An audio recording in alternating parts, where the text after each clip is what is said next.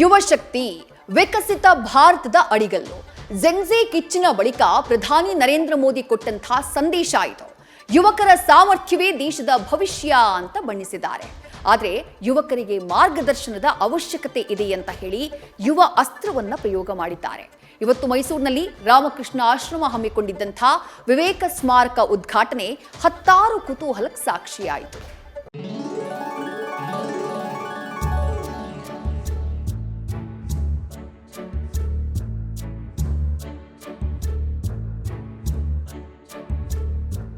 ಇದು ಬೆಳಕಿನ ನಗರಿ, ಸಾಂಸ್ಕೃತಿಕ ರಾಜಧಾನಿ. ಇಡೀ ದೇಶದ ಚಿತ್ತವೇ ಕರ್ನಾಟಕದತ್ತ ನೆಟ್ಟಿದೆ. 134 ವರ್ಷಗಳ ಹಿಂದೆ ಸ್ವಾಮಿ ವಿವೇಕಾನಂದರು ಮೈಸೂರಿನಲ್ಲಿ ಕೂತು ಯಾವ ಭಾರತ ಕನಸು ಕಂಡಿದ್ರು, ಅದೇ ಜಾಗದಲ್ಲಿ ಇವತ್ತು ಪ್ರಧಾನಿ ಮೋದಿ ಹೊಸ ಭಾರತದ ಸಾರವನ್ನ ಜಗತ್ತಿಗೆ ಸಾರಿದ್ರು.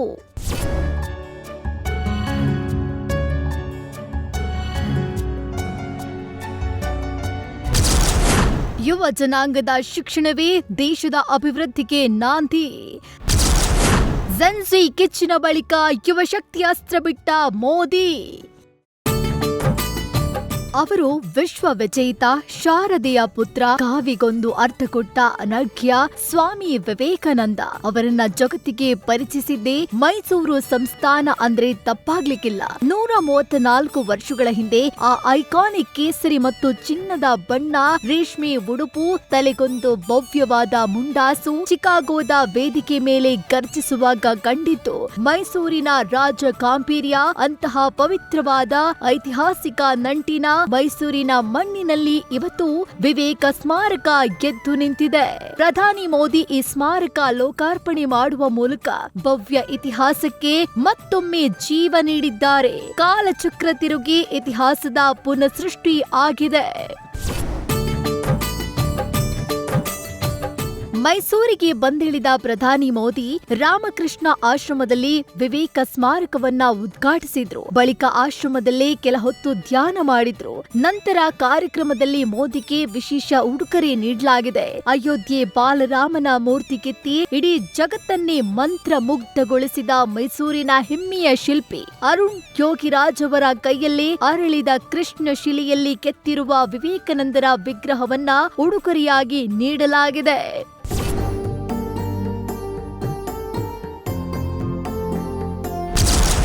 ದೇಶದ ಯುವ ಶಕ್ತಿಯನ್ನ ಹಾಡಿ ಹೊಗಳಿದ ಪ್ರಧಾನಿ ಮೋದಿ. ಭಾರತ ಶಿಕ್ಷಣ ವ್ಯವಸ್ಥೆಗೆ ಫುಲ್ ಮಾರ್ಕ್ಸ್ ಕೊಟ್ಟ ನಮೋ.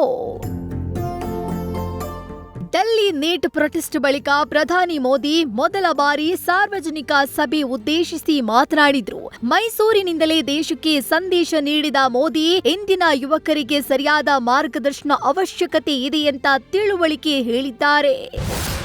कर्नाटक महान लेखक और कवियों की धरती है. कन्नड़ा भाषा, कन्नड़ा भाषी लोग हमेशा से पढ़ने की संस्कृति के लिए जाने जाते हैं. स्मार्टफोन के इस युग में इस स्वभाव को और बढ़ावा मिलना चाहिए.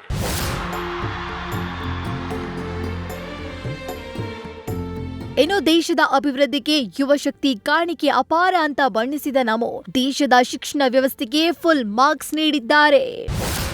आज वो युवा दुनिया के विकास को गति दे रहा है. आज भारत की अर्थव्यवस्था सबसे तेजी से आगे बढ़ रही है. किसकी वजह से? भारत के युवाओं के सामर्थ्य से. आज भारत में दुनिया की तीसरा सबसे बड़ा स्टार्टअप इकोसिस्टम है. किसकी वजह से? भारत के युवाओं के सामर्थ्य से.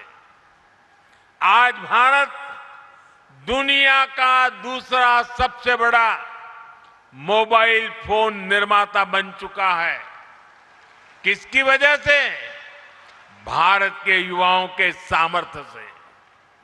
आज भारत से बने डिजिटल सॉल्यूशंस दुनिया के अनेक देशों के लिए प्रेरणा बन रहे हैं. किसकी वजह से? भारत के युवाओं के सामर्थ्य से। ಇದೇ ವೇಳೆ ಸಭೆಯನ್ನ ಉದ್ದೇಶಿಸಿ ಡಿಕೆ ಶಿವಕುಮಾರ್ ಕೂಡ ಮಾತನಾಡಿದ್ರು.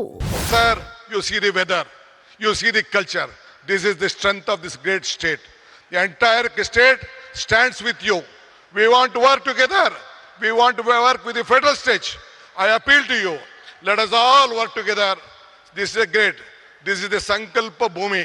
This is the great state, great city, and India has to grow with Karnataka, and Karnataka will be with you. Let us work together, make this country proud. ಇದಕ್ಕೂ ಮೊದಲು ಆಂಧ್ರದಲ್ಲಿ ಪ್ರಧಾನಿ ಮೋದಿ ಬೃಹತ್ ರೋಡ್ ಶೋ ನಡೆಯಿತು. 5,000 ಕೋಟಿ ಭೋಗಾಪುರಂನಲ್ಲಿ ಅಲ್ಲೂರಿ ಸೀತಾರಾಮ ರಾಜು ಅಂತಾರಾಷ್ಟ್ರೀಯ ವಿಮಾನ ನಿಲ್ದಾಣ ಉದ್ಘಾಟನೆಯಾಗಿದೆ. ಮೋದಿಗೆ ಸಿಎಂ ನಾಯ್ಡು, ಡಿಸಿಎಂ ಪವನ್ ಕಲ್ಯಾಣ್ ಸಾಥ್ ನೀಡಿದ್ರು. ಈ ವೇಳೆ ಆಂಧ್ರದ ಶ್ರೀಮಂತ ಸಾಂಸ್ಕೃತಿಕ ಪರಂಪರೆ ಪ್ರದರ್ಶನ ಗಮನ ಸೆಳೆಯಿತು. 13,500 ಬುಡಕಟ್ಟು ಮಹಿಳೆಯರು ಸಾಂಪ್ರದಾಯಿಕ ದಿಂಸಾ ನೃತ್ಯದ ಮೂಲಕ ಮೋದಿಯನ್ನ ಸ್ವಾಗತಿಸಿದ್ರು. Ravi Pandavapura, news first, Mysuru. News first ನಿರ್ಭೀತಿಯಿಂದ ನಿಮ್ಮ ಪರವಾಗಿ.